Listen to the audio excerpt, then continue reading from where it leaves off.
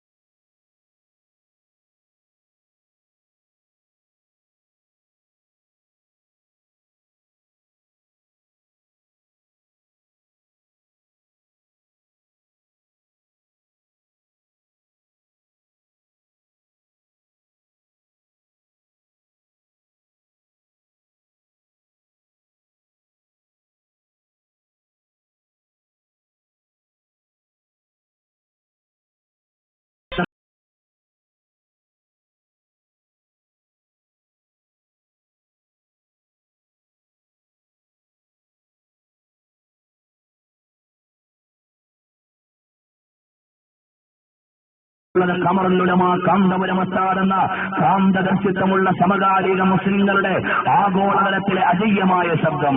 ഞങ്ങൾക്കുള്ളത് ബഹുമാനപ്പെട്ട നെല്ലിക്കുത്തുസ്താദ് എന്ന ആത്മീയ പണ്ഡിത കേസരികളിലെ അഗ്രേസരന്മാരിൽ ഒരാൾ. ഞങ്ങൾക്കുള്ളത് പൊന്മുള അബ്ദുൽ ഖാദിർ ഉസ്താദ് എന്ന് പറയുന്ന തികഞ്ഞ മതപണ്ഡിത നേതൃത്വം. ഞങ്ങൾക്കുള്ളത് ആദർശ കേരളത്തിന്റെ ആത്മാവായി മാറിയ ബഹുമാനപ്പെട്ട മൗലാന പേരോട് ഉസ്താദ് അടക്കമുള്ള നിരവധി പണ്ഡിത കേസരികളുടെ വലിയൊരു നിര ആധികാരികമായി മതത്തെ ഓഥന്റിക്കായി കൈകാര്യം ചെയ്യാൻ ഞങ്ങളുടെ നേതൃത്വത്തിനുണ്ട്, നമ്മുടെ കേരളീയ മുസ്ലിങ്ങൾക്കുണ്ട് എന്നത് അഭിമാനത്തോടെ നാം തിരിച്ചറിയേണ്ടതാണ്. അതുകൊണ്ട് പ്രിയപ്പെട്ടവരെ, SSFന്റെയും SYSന്റെയും സുന്നി സംഘടനകളുടെയും പ്രവർത്തനങ്ങൾ ഒരുപക്ഷെ ചെറുപ്പക്കാർ വിലയിരുത്തിയേക്കാം. ഇവരെന്താ ഇവിടെയും മൗനം വീക്ഷിക്കുന്നത്, സമാധാനത്തോടെ മുന്നോട്ട് പോകുന്നത്? പക്വതയുടെ കാൽവെപ്പുകൾക്ക് സാവധാനമുണ്ടാകും, അല്ലാതെ എടുത്തുചാട്ടത്തിന്റെ പോരാട്ടങ്ങൾക്ക് എടുത്തുചാട്ടമേ ഉണ്ടാകൂ. നമുക്കൊന്നും നേടിയെടുക്കാൻ കഴിയില്ല. അതുകൊണ്ട് പക്വതയോടെ കാൽവെപ്പ് നടത്തിയത് കൊണ്ടാണ്. നിങ്ങൾ ആലോചിച്ചു നോക്കിയിട്ടുണ്ടോ, സ്വതന്ത്ര ഭാരതം വന്നപ്പോൾ വിദ്യാഭ്യാസ മന്ത്രിയാകാൻ യോഗ്യതയുള്ള മൗലാന മുഹമ്മദ് അലിയുടെയും ഷൗക്കത്ത് അലിയുടെയും പശ്ചാത്തലം എന്താ? വേണ്ട സമയത്ത് വിദ്യാഭ്യാസം നേടി എന്നതായിരുന്നു. നിങ്ങൾക്കറിയുമോ, നമ്മുടെ ഇന്ത്യ മഹാരാജ്യത്ത് ബുദ്ധിപരമായ നേതൃത്വം കൊടുക്കാൻ നിരവധി മുസ്ലിം നാമങ്ങൾക്ക് കഴിഞ്ഞതെന്തുകൊണ്ടാണ്?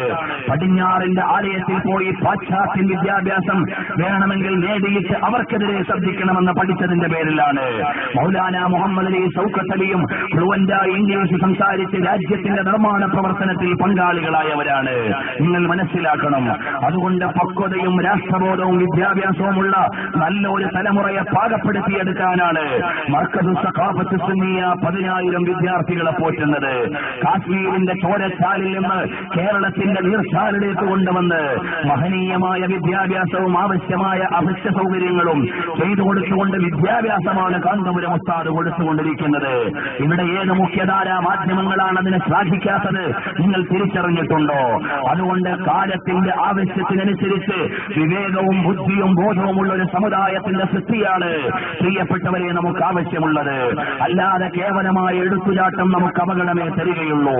അതുകൊണ്ട് പ്രവാചകൻ സല്ലല്ലാഹു അലൈഹി വസല്ലം തങ്ങളെ നിന്ദിക്കുവാൻ ഏതെങ്കിലും വാറോലകളും കൊണ്ട് ആളുകൾ വരുമ്പോ നമ്മൾ ചെയ്യേണ്ട ചെയ്യേണ്ടത് അതേപടിയുള്ള തിരിച്ചടിയല്ല, നമുക്ക് വിവേകമുണ്ടാകണം.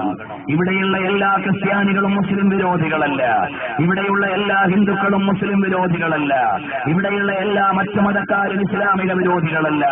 എല്ലാ സമുദായത്തിനും പെട്ട ന്യൂനപക്ഷം ഏതെങ്കിലുമൊക്കെ ദുരന്ത ചിന്തകൾ ഉണ്ടാകാം. അതുകൊണ്ട് ആ മതത്തെ എഴുതിത്തള്ളാൻ പാടില്ല. മുസാമ ബിൻ ലാദന്റെ പശ്ചാത്തലം വെച്ചിട്ടല്ല ഇസ്ലാമിനെ അളക്കേണ്ടത്, ഗോൾവൽക്കറുടെ ചിന്ത വെച്ചുകൊണ്ടല്ല ഹൈന്ദവതയെ അളക്കേണ്ടത്.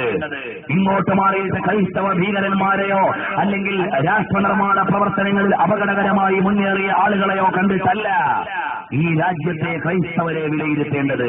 ക്രൈസ്തവ ദർശനത്തിലൂടെ ക്രിസ്ത്യൻ സമൂഹത്തെ നാം പഠിക്കണം.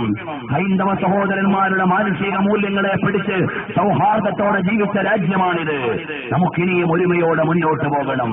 പക്ഷേ അപകടകരമായി ചിന്തിക്കുന്ന എല്ലാ മതത്തിലെയും ആളുകളെ പൊതുശത്രുവായി നമുക്ക് കാണാൻ കഴിയണം. അതുപോലെ തന്നെ രാജ്യത്തുള്ള ആളുകൾ ആ സൗഹാർദ്ദത്തിൽ അധിഷ്ഠിതമായി ചിന്തിക്കാൻ കഴിയണം. ഹൈന്ദവ സഹോദരന്മാരുണ്ടാകാം. പ്രിയപ്പെട്ടവരെ, എത്ര കാലമായി നമ്മൾ ഒരുമയോടെ സൗഹാർദ്ദത്തോടെ നാം മുന്നോട്ട് പോകുന്നു. അതുകൊണ്ട് ആ സൗഹാർദ്ദ സ്നേഹതലങ്ങളെ മുഴുവനും ആവഹിച്ച് നല്ല ശാന്തമായ മുന്നോട്ട് പോക്ക് നടത്തിയാൽ ഇനിയും ഒരുപാട് വിജയിക്കാൻ